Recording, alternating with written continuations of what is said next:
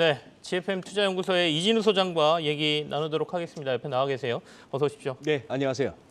미국 증시가 연일 조금씩 오르더니 좀 강세로 돌아선 것 같은 느낌도 좀 주는데 오늘 우리 시장은 조금 약간 혼조거든요. 미국이 이렇게 강세를 보이는 이유를 어디서 저희가 찾아야 될까요?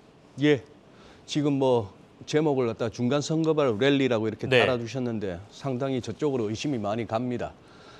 이미 뭐 시황에서 많이들 다룬 내용이지만 지난 주말 나왔던 월스트리트저널 기사 거기서 뭐 75bp 11월 달에 하고 그다음에 좀 금리 인상폭을 좀 줄이는 거에 관련한 토론이 이루어지지 않겠느냐. 뭐 당연한 얘기고 이때까지 다 하는 새로운 사실인데도 불구하고 거기에 이제 환호하다가 어제 또 하나 그것과 관련해서 뉴스가 하나 더 생겼습니다. 네. 첫 번째 슬라이드 보시면요. 지금 이제 미국 상원의 은행위원회 위원장 셰러드 브라운이라고 저기 이제 민주당 소속 의원입니다. 미국 상원에서 은행위원회 위원장이라 할 것 같으면 연준의 보스라고 해도 뭐 무방할 정도인데요.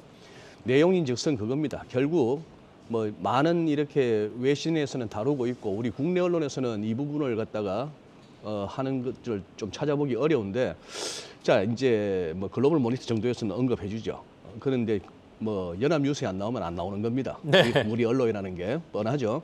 어떻게 보면 우리 한국 증시는 연합뉴스 뉴욕 특파원이 첫 줄 달아주는 그걸로 그냥 하루 종일 확대 재생산하는 걸로 끝나는 거 아닌가 싶을 때도 있는데 지금 여기서 결국 지금 금리 올리다가 이거 일자리 사라지는 어떤 이런 쪽으로 가는 거에 대해서 이제 얘기를 한 거죠. 정치인답게 워킹 클래스, 일하는 근로자 계층의 미국인들이 생계가 위협을 받고 있다 이런 얘기입니다. 네. 그런 상황이고 이렇게까지 막 올렸어요.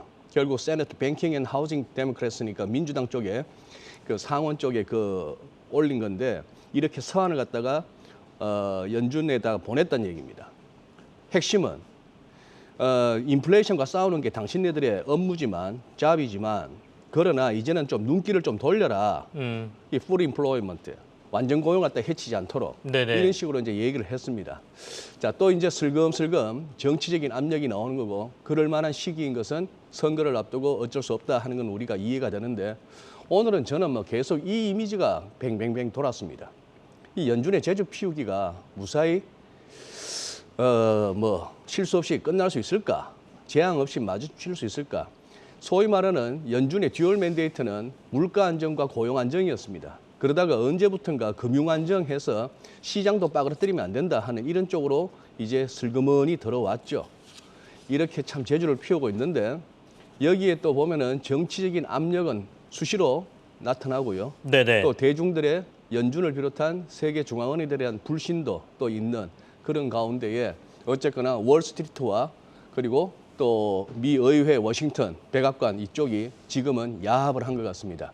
충분히 빠질 만큼 빠진 상황에서 그래 일단 땡기자. 네. 요즘은 그러니까 악재가 호재로 약간 작용하는 예, 그렇죠. 그러니까 경기가 안 좋다는 수치가 나오면 연준이 힘을 좀 못 쓰겠구나 이런 생각하면서 시장은 좀 오르는 이런 모습이라고 저희가 좀 볼 수는 있는데 그러면 중간 선거 이후까지도 이런 뭐 랠리라는 표현이 아직도 저는 조금 뭐 망설여집니다만은 상승세가 이어질 거라고 보시나요? 예. 그동안에 이제 미국이나 우리 한국이나 코로나 때 끌어올렸던 그의 기술적인 조정으로서의 어느 정도 맥시, 나스닥이나 우리 한국 코스피나 코스닥 다 61.8% 조정, 그거는 수차례 말씀을 드렸고 그렇다면 이번에 이런 분위기 하에서 돌려 세우면 얼마나 돌려 세울 수 있을까는 또 이렇게 거꾸로 짚어봐야 되겠죠. 그동안 하락에 대해서 그러면은 피보나치를 한번 끄어봅니다. 끄어보니까 지금 21선 공방은 쉽게 올라섰고 벌써 이 각도가 조금 급하다. 또 하나의 포모죠. Fear of missing out이 또 지금 스물스물 시장에 올라탑니다. 이렇게 올라오고 있습니다. 야야 이거 연말에 이러다가 훅 한번 갈 수가 있는데 이거 넉넉고 있다가 나만 바보 되는 거 아니야 하는 얘기가 헤지펀드들 사이에 기관 투자자 사이에 올 한 해 힘들었는데 연말 보너스라도 받고 내년에 계속 일하려면은 요번에 땡겨야 된다 하는 이런 분위기가 그러다가 지금 포지션도 비어 있으니까 막 들어가는 거죠. 현금 비중 높았으니. 그래서 지금 이렇게 했고 그렇다면은 4,000원 한번 가볼 수 있나 하는 얘기가 되겠고 지금 뭐 마이크 윌슨 같은 베어리시하게 보는 그 친구도 200일선까지는 한번 트라이 해볼 수 있지 않겠느냐 이런 식으로 이제 얘기하고 있습니다. 나스닥도 마찬가지죠. 조금 더 큰 그림의 주간 차트로 보더라도 아래쪽에 자막을 치우시면은 이 불리시 다이버전스의 의미가 기술적 보조 지표에서 보이실 텐데요. 위클리 차트 같은 데에서도 이렇게 보면은 넘어가야 네. 되겠습니다. 아래쪽에 보시면은 기술적 보조 지표의 저런 모습들이라면은 월가에 조금 한다는 선수들은 다 지금은 터져도 롱으로 터지자 하는 그런 시점입니다. 자, 그런데 이제 메타 테슬라 같은 경우에 지금 이런 식으로 해서 강한 반등이 나오고 있죠. 강한 반등이 나오는데 저는 이 두 개의 종목이 이번 11월 8일 미국 중간선거 이후에 이 두 개의 종목이 어떤 식으로 움직일까에 대해서는 저는 개인적으로 꽤나 관심이 있습니다. 네. 메타 보시면은 주가가 위클리로 보시면은 메타의 페이스북 시절에 상장 이후 주가 흐름이 다 나오고 있는데 2018년 무렵에 이 레벨까지 왔으면 제 일감은 어지간히 밀렸네 하는 생각이 들고 사고 싶네 하는 생각이 드는 겁니다.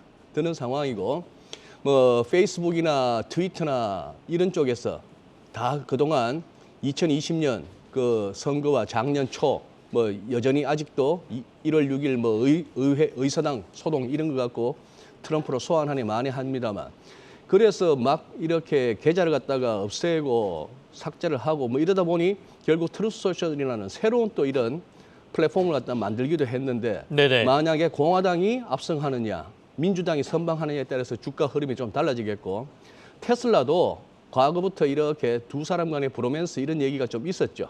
그런 상황인데 묘한 위치에 왔습니다. 이 헤드앤숄더에 이 넥라인 정도에 와서 지금 공방을 치르고 있는데 여기는 선거 결과 이후에 어떻게 될까 하는 그런 면도 조금 궁금합니다. 테슬라하고 메타의 네. 주가를 좀 보자라는 말씀이시고 오늘 미국 증시는 장 이후에 구글이 실적 네, 발표에 네. 실망스러운 실적 나왔거든요. 네. 그러다 보니까 미국 선물지수 좀 빠지고 있는데 어떻게 보시나요? 이 구글은 어떻게 봐야 될까요?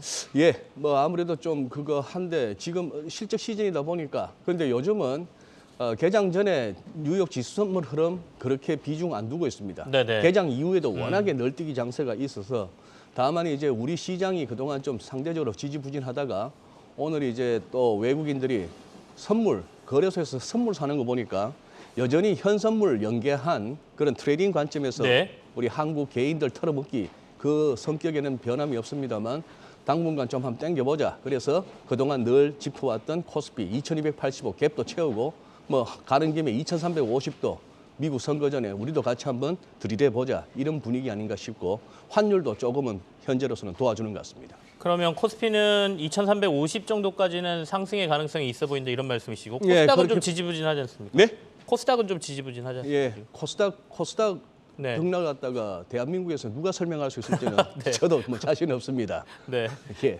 일단은 코스피 2,350선까지는 미국 증시가 좀 중간 선거까지 가준다라고 하면 상승의 여력이 좀 남아 있는 것 같다 이렇게 보시는군요. 갭을 갖다가 내일 채울 수 있을지 모르겠습니다. 혹시 이 구글 네. 여파가 어떻게 될지는 모르겠는데요. 그리고 또 내일 또 그거니까 위클리 옵션이니까 네. 저 자들 마음입니다. 알겠습니다.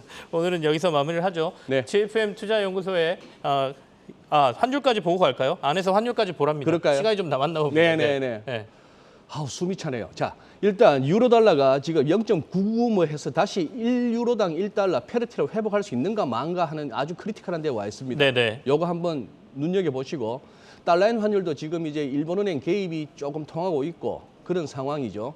거기다가 지금 앞서 살펴봤던 상원의 은행위원회 위원장의 저런 발언들이 약간은 달러의 비어제에 대해 힘을 실어주고 있습니다. 달러 인덱스도 제 일감은 좀 조정받아야겠죠. 네. 그런 상황이고 그러다 보니 우리 달러원 환율도 오른쪽 끝부분에 이 패턴이 이거는 암만 그래도 일단 좀 조정 좀 받고 가야 됩니다. 여기서 바라기는 한 1380원 어라운드까지 이 비어있는 이 공간까지 한 61선까지 수급선까지 좀 밀려주는 가운데에 주식도 어느 정도 지수도 네네. 조금 이렇게 반등을 하는 그 장이 좀 전개되었으면 하는 상황입니다. 알겠습니다. 조금은 조정의 가능성은 있는데 네. 마음 같아서는 1,300원대까지로 쭉 내려왔으면 좋겠다 이런 말씀. 예, 지금 여기서 달러 인덱스하고 이런 쪽이 같이 110이 좀 이렇게 밀려주는 그 정도의 흐름이 된다면 우리도 1,400 밑으로 갈 수 있다고 봅니다. 지금 알겠습니다. 롱이 좀 많이 쌓인 것 같네요. 네. 네. GFM 투자연구소 이준 소장과 함께했습니다. 고맙습니다. 예, 감사합니다.